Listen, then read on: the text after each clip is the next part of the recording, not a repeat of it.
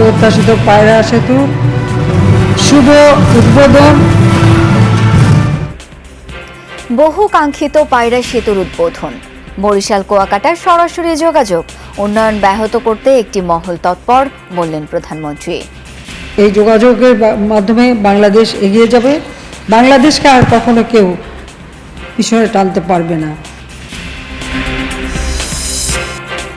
সাম্প্রদায়িক সম্প্রীতি রক্ষায় সম্পূর্ণভাবে ব্যর্থ হয়েছে সরকার, অভিযোগ বিএনপির। গণতন্ত্র পুনরুদ্ধারে ঐক্যবদ্ধ হওয়ার আহ্বান।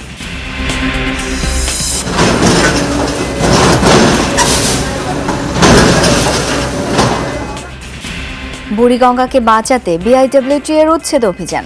কামরাঙ্গীর চর এলাকায় গুড়িয়ে দেয়া হলো বেশ কিছু অবৈধ স্থাপনা।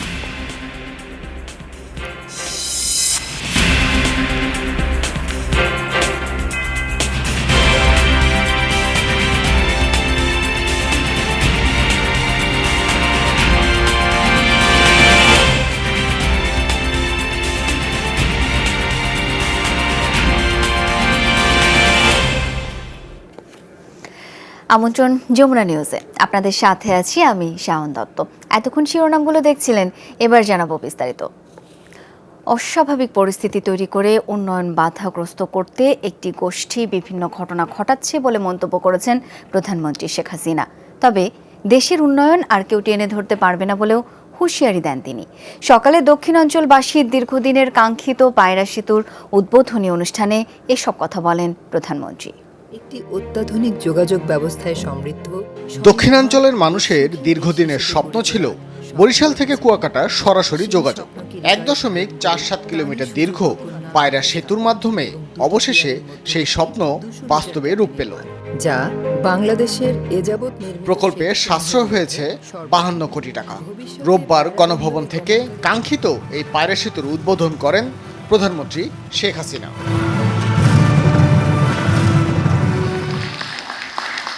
প্রধানমন্ত্রী বলেন, 75 পরবর্তী সময়ে দেশের দক্ষিণাঞ্চল অবহেলিত থাকলেও বর্তমান সরকারের আমলে বরিশাল বিভাগে চলছে উন্নয়নের কর্মযজ্ঞ। ওই সেতুর উপর দিয়ে গাড়ি চালায় যদি একটু যেতে পারতাম, বা ওই সেতুতে নেমে যদি একটু দাঁড়াতে পারতাম, পায়রা নদীটা দেখতে পারতাম, যে নদীতে আমি সবসময় স্পিড বোটে চড়েছি, সেখানে যদি একটু ব্রিজের উপর থেকে হাঁটতে পারতাম তাহলে সত্যি খুব ভালো লাগতো। চক্রান্তের মাধ্যমে দেশের উন্নয়ন বাধাগ্রস্ত করা যাবে না বলেও হুঁশিয়ারি দেন শেখ হাসিনা। কিছু কিছু ঘটনা মাঝে মাঝে ঘটছে, ঘটানো হচ্ছে, ইচ্ছাকৃতভাবে ঘটানো হচ্ছে, সেটা আপনারা নিজেরাই টের পান। আমরা যতই উন্নতি করি, ভালো কাজ করি, একটা শ্রেণী আছে বাংলাদেশের বদনাম করতেই তারা ব্যস্ত। তারা কি চায়? তারা এদেশের স্বাভাবিক গণতান্ত্রিক প্রক্রিয়া অব্যাহত থাকুক, সেটা তারা চায় না। একটা অস্বাভাবিক পরিস্থিতি হলে পরে তাদের একটু কদর বাড়ে। সাসেক ঢাকা সিলেট করিডোর সড়ক উন্নয়ন প্রকল্প। একই অনুষ্ঠানে প্রধানমন্ত্রী ভিত্তিপ্রস্তর স্থাপন করেন ঢাকা সিলেট এবং সিলেট তামাবিল সড়ক 6 লেনে উন্নীতকরণ প্রকল্প। 209 কিলোমিটার দীর্ঘ এই মহাসড়কের জন্য ব্যয় হবে প্রায় 17,000 কোটি টাকা। দেশের উন্নয়নে সবসময় পাশে থাকার জন্য প্রবাসী বাংলাদেশিদের ধন্যবাদ জানান প্রধানমন্ত্রী। আমরা সিদ্ধান্ত নিয়েছি যে আমরা এটাকে সবথেকে সুন্দর, একেবারে দৃষ্টিনন্দন আধুনিক একটা সড়ক তৈরি করে দেব। প্রবাসীরা এসে দেখবেন, ওই রাস্তা দিয়ে যখন যাবে, সে ইংল্যান্ডে আছে না পৃথিবীর কোন দেশে আছে সেটা তাদের চিন্তা করতে হবে।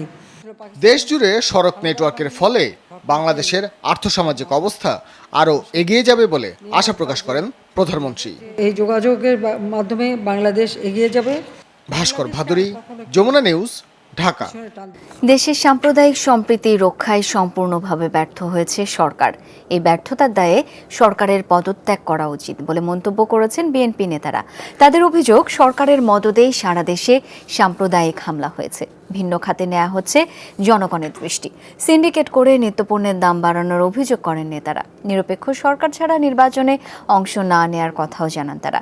ঢাকা ও সিলেটে আলাদা অনুষ্ঠানে এসব কথা বলেন বিএনপি নেতারা। দ্রব্যমূল্যের ঊর্ধ্বগতি আর সাম্প্রদায়িক সম্প্রীতি রক্ষায় ব্যর্থতার প্রতিবাদে রাজপথে বিএনপি। ঢাকায় জাতীয় প্রেসক্লাবের সামনে মানববন্ধন করে মহানগর উত্তর। বিভিন্ন ইউনিটের পাশাপাশি এতে অংশ নেয় অঙ্গ ও সহযোগী সংগঠনের নেতাকর্মীরা।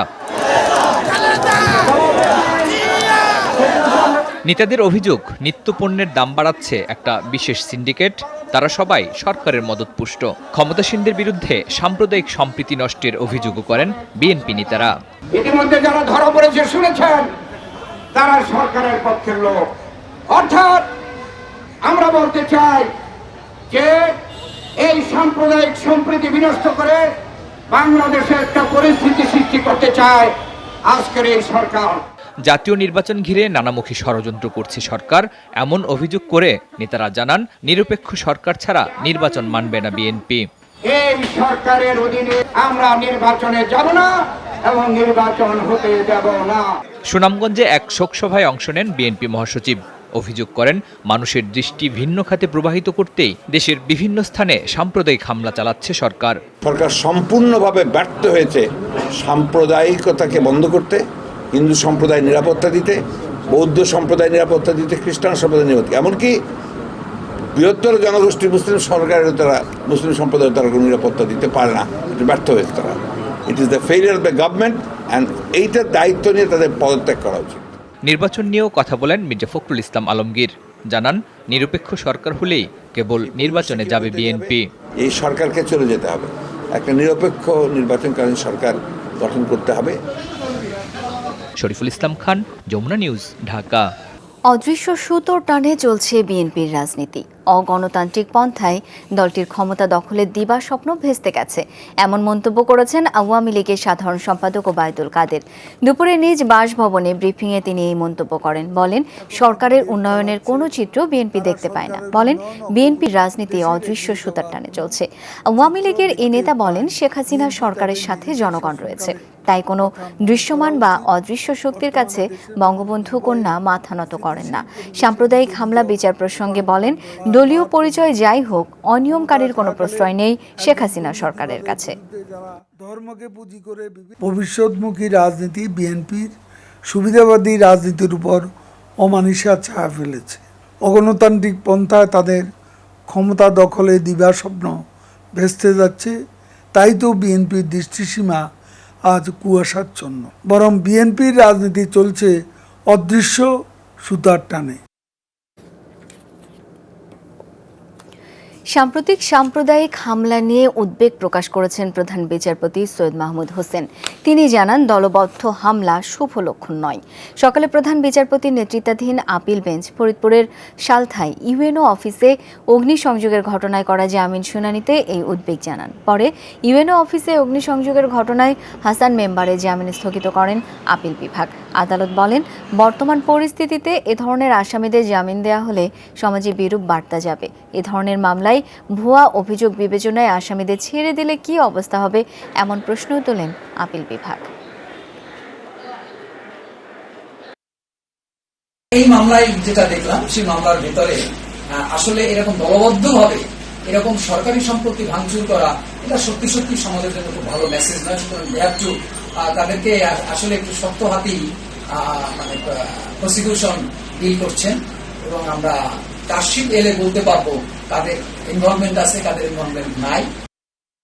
সংখ্যালঘু সুরক্ষা আইন বিষয়ে দ্রুত ব্যবস্থা নেওয়া হবে জানিয়েছেন আইনমন্ত্রী আনিসুল হক। সহকারী জজ ও বিচারকদের আয়োজিত ৪২তম বিশেষ বুনিয়াদী প্রশিক্ষণ কোর্সের উদ্বোধন অনুষ্ঠানে কথা জানান তিনি। মন্ত্রী বলেন, অপরাধী যে দলেরই হোক না কেন, তাদের বিরুদ্ধে দৃষ্টান্তমূলক শাস্তির ব্যবস্থা করা হবে। দেশ বিচারহীনতার সংস্কৃতি থেকে বেরিয়ে বিচার প্রাপ্তির সংস্কৃতিতে ফিরে এসেছে। জানান, মামলা জট কমাতে আগামী বছর ৬ লাখ মামলা নিষ্পত্তি করতে চায় সরকার। জনগণের আস্থা ধরে রাখতে বিচারপতিদের গুরুত্ব অনেক বলেও মন্তব্য করেন আনিসুল হক। যারা অপরাধ করবে তাদের বিচার হবে, যে সে যেই দলেরই হোক, যেই গোষ্ঠীরই হোক, যেই জাতিরই হোক, কিন্তু অপরাধী তার বিচার হবে। সংখ্যালঘু সুরক্ষা আইনের ব্যাপারে একটা দাবি আমি অলরেডি বলেছি গতকালকে যে সেইটা নিয়ে আমি ত্বরিত ব্যবস্থা নিচ্ছি। সাম্প্রতিক সহিংসতার প্রতিবাদে দেশের বিভিন্ন স্থানে মানববন্ধন করেছে বাংলাদেশ মেডিকেল অ্যাসোসিয়েশন বিএমএ। সকালে বিএমএ নরসিংদী জেলা শাখার উদ্যোগে মানববন্ধন অনুষ্ঠিত হয়েছে। নরসিংদী ১০০ শয্যা বিশিষ্ট জেলা হাসপাতালের সামনে অনুষ্ঠিত এই কর্মসূচিতে উপস্থিত ছিলেন বিএমএ নরসিংদী জেলা শাখার নেতৃবৃন্দ। তারা গেল কয়েকদিনে যেসব সহিংসতা হয়েছে সেগুলোর যথাযথ বিচার দাবি করেন। ঝিনাইদহেও পালিত হয়েছে কর্মসূচি। সকালে শহরের হামদহ মোড়ে মানববন্ধনের আয়োজন করা হয়। এতে ব্যানার, ফেস্টুন নিয়ে সংগঠনটির নেতৃবৃন্দ সহ স্বাস্থ্য বিভাগের কর্মকর্তারা অংশ নেয়। বক্তারা দেশের বিভিন্ন স্থানে মন্দির ও বাড়িঘরে হামলার প্রতিবাদ জানান।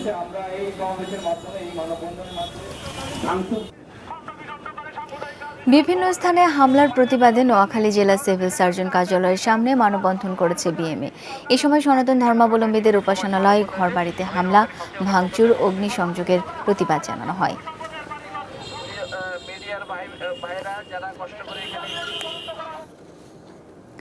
স্থানীয় জনপ্রতিনিধিরা নিজ এলাকায় নজর রাখলে সাম্প্রদায়িক হামলা ঠেকানো সম্ভব, এমন মন্তব্য করেছেন স্থানীয় সরকার মন্ত্রী তাজুল ইসলাম। দুপুরে সাম্প্রদায়িক সম্প্রীতি বিনষ্ট চেষ্টা বন্ধে স্থানীয় সরকারের জনপ্রতিনিধি ও কর্মকর্তাদের সাথে অনলাইন পরামর্শ সভায় মন্ত্রী এই মন্তব্য করেন। স্থানীয় সরকার মন্ত্রী বলেন, জনপ্রতিনিধিরা নিজ নিজ এলাকায় ধর্মীয় স্থাপনার সঙ্গে সংশ্লিষ্ট হবেন। সংখ্যালঘুদের নিরাপত্তায় জনপ্রতিনিধিদের নিজ নিজ এলাকার দায়িত্ব নিতে হবে। বলেন, সাম্প্রদায়িক হামলা কোনোভাবেই কাম্য নয়। ঢাকা দক্ষিণের ও উত্তরের মেয়র জানান, অন্য ধর্মাবলম্বীদের উপর অনাচার করার কোনো সুযোগ নেই। যে কোনো মূল্যে সাম্প্রদায়িক সহিংসতা বন্ধ করতে পরামর্শ দেন জনপ্রতিনিধিরা। জনপ্রতিনিধিরা যে স্ব এলাকাকে এই সমস্ত বিবাদ বিসম্বাদ যারা করে তাদেরকে চিহ্নিত করে এবং তাদেরকে নিয়ন্ত্রণ করার ব্যবস্থা করতে পারেন, তো তাহলে তো আর বাংলাদেশের কোথাও এই সমস্ত বিবাদ হবে না। বুড়িগঙ্গা নদী মুক্তকরণের অংশ হিসেবে কামরাঙ্গীর চর এলাকায় উচ্ছেদ অভিযান চালিয়েছে বিআইডব্লিউটিএ। সকালে অভিযানের সময় নদীর আদি চ্যানেল মাহাদীপুর এলাকায় বেশ কিছু স্থাপনা গুড়িয়ে দেওয়া হয়। এর মধ্যে সবগুলোই পাকা ও আধা পাকা বাড়ি। এ সময় বিআইডব্লিউটিএর কর্তৃপক্ষ জানায়, একসময় নদী থাকলেও পরে চর পড়ে। কোথাও সরু চ্যানেল ভরাট করে অবৈধ স্থাপনা তৈরি করে দখলদাররা। ধাপে ধাপে সকল অবৈধ স্থাপনা উচ্ছেদ করা হবে বলে জানায় বিআইডব্লিউটিএর কর্মকর্তারা। এদিকে ভেঙে দেয়া বাড়ির মালিকেরা জানায়, জমির রেজিস্ট্রি ও নামজারির কাগজ রয়েছে তাদের কাছে, খাজনাও নিয়মিত পরিশোধ করছেন তারা।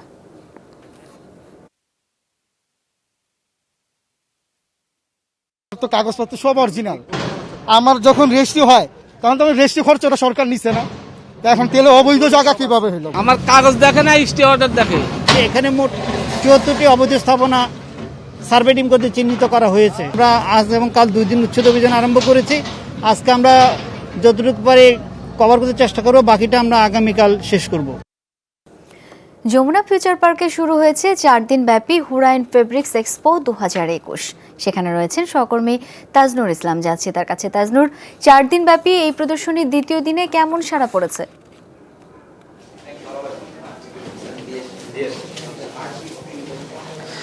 শাওন, সাড়া পড়ার বিষয়টি যদি বলি, অবশ্যই আজকের দিনে অনেক বেশি স্বতঃস্ফূর্ত অংশগ্রহণ দেখা গেছে। বিভিন্ন দেশের নাগরিকদের আমরা এই এক্সিবিশনে আসতে দেখেছি।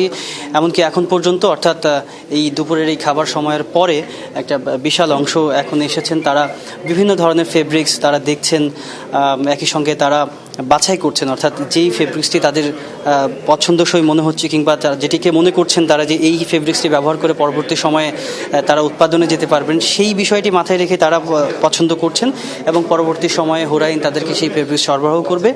এবং আমি যারা এখানে দর্শনার্থী যারা এসেছেন তাদের অনেকের সঙ্গে আমি কথা বলেছি। তারা যেমনটি জানিয়েছেন, হুরাইন দ্বিতীয়বারের মতো এমন আয়োজন করেছে এবং বাংলাদেশে এই ধরনের উদ্যোগ খুব একটা দেখা যায়নি বলে তারা উল্লেখ করেছেন। একই সঙ্গে এই ধরনের এক্সিবিশনের ফলে এই যে হুরাইনের যেই ফেব্রিক্সগুলো রয়েছে, অর্থাৎ এবার তারা 180টি নতুন ফেব্রিক্সের প্রদর্শনী তারা এখানে করেছে এবং এখানে যারা এসেছেন তারা সবাই এক্সিবিশনে বা এই প্রদর্শনীতে অংশগ্রহণ করতে পেরে খুবই আনন্দ প্রকাশ করেছেন। এবং তারা একই সঙ্গে বলেছেন যে হুরাইনের এই ধরনের উদ্যোগ, এই যে ফেব্রিক্স সংক্রান্ত যেই একটি মিথ ছিল যে আমরা সবসময় কাঁচামাল বা তৈরি পোশাক শিল্পের যে কাঁচামাল যেটি রয়েছে সেটি সবসময় আমরা চীনের উপর নির্ভর করতাম সেটি আমদানির ক্ষেত্রে, সেই বিষয়টি অনেকখানি কেটে যাবে। কেননা যমুনার এই যে নতুন ব্র্যান্ড যেটি, অর্থাৎ হুরাইনের এই যে উদ্যোগ, অর্থাৎ ফেব্রিক্সের ফলে আমাদের দেশে তৈরি পোশাক শিল্পের যে কাঁচামালটি রয়েছে সেই বিষয়টি এখন আরও অনেক বেশি মানুষের কাছে পৌঁছবে। তো সেই জায়গা থেকে এটি একটি অনন্য উদ্যোগ। কর্মকর্তারা বলছেন যে এটি আজকে দ্বিতীয় দিন, আগামী 2 দিনেও এই প্রদর্শনী চলবে এবং এটি সবশেষ একটি সফলভাবে এটি সম্পন্ন হবে বলে তারা মনে করছেন। অনেক ধন্যবাদ আপনাকে। রাজধানীর শ্যামলীতে মোটর সাইকেল শোরুমে ডাকাতির ঘটনায় 6 জনকে গ্রেপ্তার করেছে র্যাব। তাদের কাছ থেকে দেশীয় অস্ত্র, নগদ অর্থ সহ ডাকাতিতে ব্যবহৃত সরঞ্জামাদি উদ্ধার করা হয়েছে। দুপুরে কারওয়ান বাজার র্যাব মিডিয়া সেন্টারে সংবাদ সম্মেলন করে এই তথ্য জানানো হয়। সিসি ক্যামেরার ফুটেজে দেখা যায় কয়েকজন ব্যক্তি ধারালো অস্ত্র নিয়ে ছুটছে। তারাই শ্যামলীর ইডেন অটোস মোটরসাইকেল শোরুমে ডাকাতি করে। এই ঘটনায় মামলা করেন ব্যবসায়ী আব্দুল খালেক। তদন্তে নেমে র্যাব দেখতে পায় চক্রটি চাঁদাবাজ ও ছিনতাইকারী। চাঁদার টাকা না পেয়ে ডাকাতি করে শোরুমে।